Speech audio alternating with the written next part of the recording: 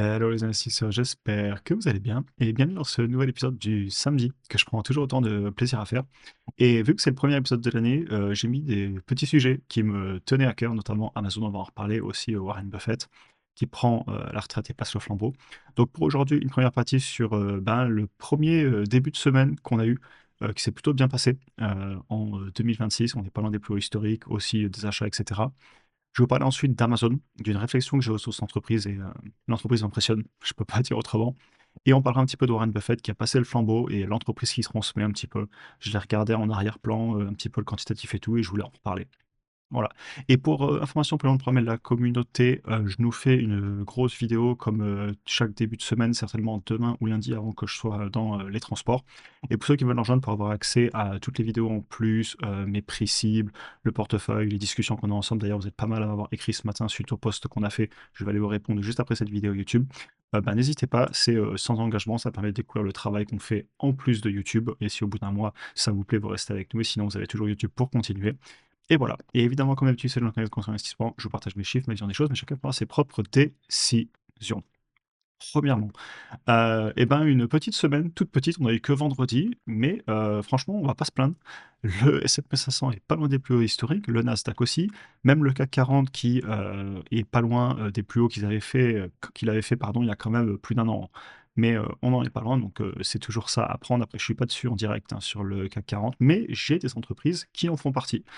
J'ai deux entreprises notamment européennes en portefeuille, une au CAC 40 et une qui est pas au CAC 40, ASML pour ceux qui savent. Et donc voilà. Ensuite, pour les premiers petits achats de l'année, j'en ai profité pour passer quelques ordres vendredi. Heu, je peux vous parler un petit peu de IMS, ça fait longtemps que j'en ai pas parlé, tout le monde m'avait parlé de la baisse, tu penses quoi et tout? Bah écoutez, en un an, on est à plus 25,46, donc je sais pas si j'appellerais ça une baisse quand je suis à plus 25 sur un an. Mais effectivement, la valorisation sur ces niveaux-là, sur IMS ne me choque pas, sur plein d'autres boîtes aussi, on va parler après d'Amazon. Mais j'en ai racheté un petit peu pour souhaiter la bonne année. Alors effectivement, j'ai un prix de revient unitaire qui est beaucoup plus bas. Le gros de mes achats ont été faits sous les 10 à l'époque. Heu, je continue parce que je veux pas que l'ego rentre en jeu là-dedans et si je peux construire une position sur un prix qui m'intéresse, pourquoi pas? Mais j'y vais doucement quand même, le gros de la position a été construit à l'époque à des prix beaucoup plus bas. Ensuite, pour les événements qu'on va suivre en janvier, et ensuite plus tard dans l'année. Déjà, en janvier, on doit surveiller, le prochain possible shutdown aux États-Unis, donc l'arrêt des administrations fédérales, à partir du 30 janvier s'ils n'arrivent pas à négocier. On a aussi le FOMC meeting, donc la banque centrale américaine qui se réunit le 27 et le 28, janvier pour une décision de baisse des taux peut-être. Puis après, on a tous les classiques CPI, donc l'inflation aux États-Unis, le PPI, les prix à la production, le taux de non-emploi, etc. Et février, mi-fin février, on a le gros de la saison des résultats qui attaquera pour le quatrième trimestre 2025, donc publié sur le premier trimestre 2026.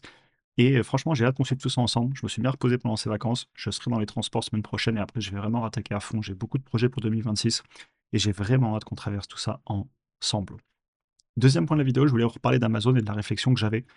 Hem, Franchement, plus je regarde cette boîte et je l'ai en portefeuille, hein. Et vraiment, aussi j'en parlais ce matin dans un post school d'ailleurs, c'est sur lequel il y a pas mal de commentaires de votre part. Je vais aller vous répondre à tous. Je pense que vous parlez des actions, vous voulez qu'on fasse en quantitatif aussi, en milieu de semaine. Bref, si le destin d'une entreprise est en partie lié à sa capacité à générer du cash et c'est quelque chose qui me convainc pas mal. Ça fait partie de mes grosses notions de base en investissement, que la capacité d'un business à s'autogénérer, c'est très important. Bah, en fait, quand je regarde les operating cash flow, je peux pas dire grand-chose de plus que: «OK, ça va bien». Et je reprendrai ma valorisation au prochain résultat, mais j'aime beaucoup ce que je vois et je l'ai en portefeuille et je regarde de plus en plus le dossier, au-delà du, qualitatif, de tout le concept autour de la flywheel, heu, du fait que chaque jour soit comme le premier jour. C'était un esprit implémenté par Jeff Bezos, que AWS, que l'e-commerce, que tout cet énorme écosystème qu'ils sont en train de créer. En fait, juste regardez les chiffres. C'est dur de couler la barque quand la barque, est aussi belle. Et je voulais vous montrer notamment ce graphique. Vous avez ici, l'augmentation du chiffre d'affaires, OK? Clairement, c'est en train d'augmenter, on ne peut pas dire le contraire. Ici aussi, vous êtes sur un petit peu plus de 10 ans. Je vais vous mettre sur 10 ans exactement. Vous avez en bleu ciel la marge sur les flux de trésorerie opérationnels. Et pourquoi je ne voulais pas la marge, sur le free cash flow, sur le flux de trésor disponible? Mais parce que regardez les capex en marron en bas. Et là, on va parler en milliards. Cette entreprise, en 12 mois glissants, nous a fait 690 milliards de chiffre d'affaires. Elle nous a redescendu en cash issu des opérations 130 milliards, ce qui nous fait 18% de marge sur operating cash flow. Et sur ces 130 milliards, 120 sont partis en investissement.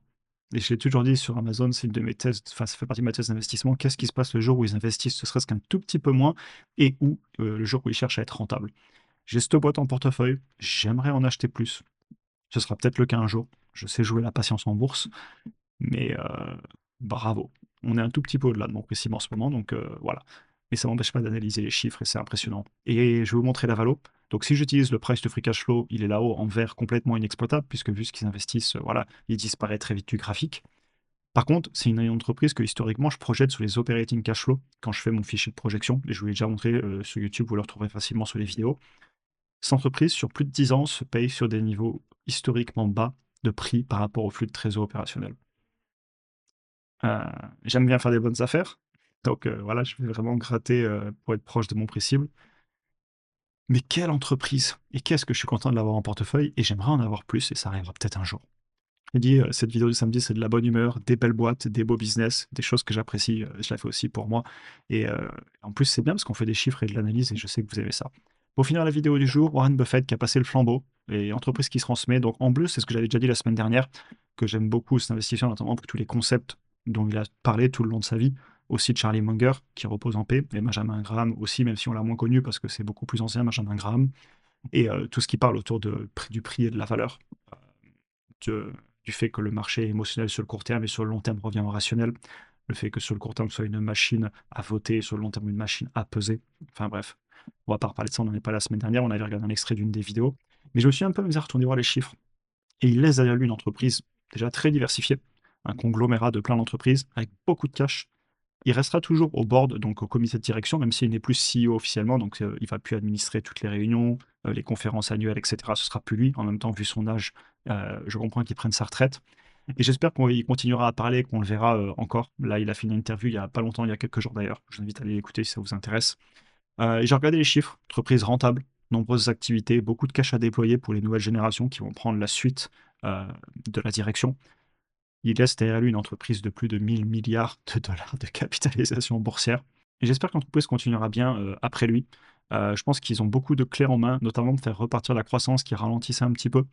Il y a beaucoup de cash en stock et ils vont pouvoir certainement investir pour encore développer le business pour que peut-être un jour, ce soit une entreprise qui passe 2000, 3000, 4000 milliards de dollars, qui sait, peut-être aussi monter les marges.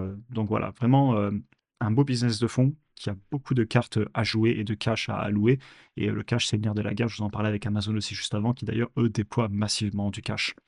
Et je continuerai à cibler l'entreprise avec plaisir, surtout si en plus ça vous intéresse. Pourquoi pas en faire une analyse un jour du business dans son ensemble.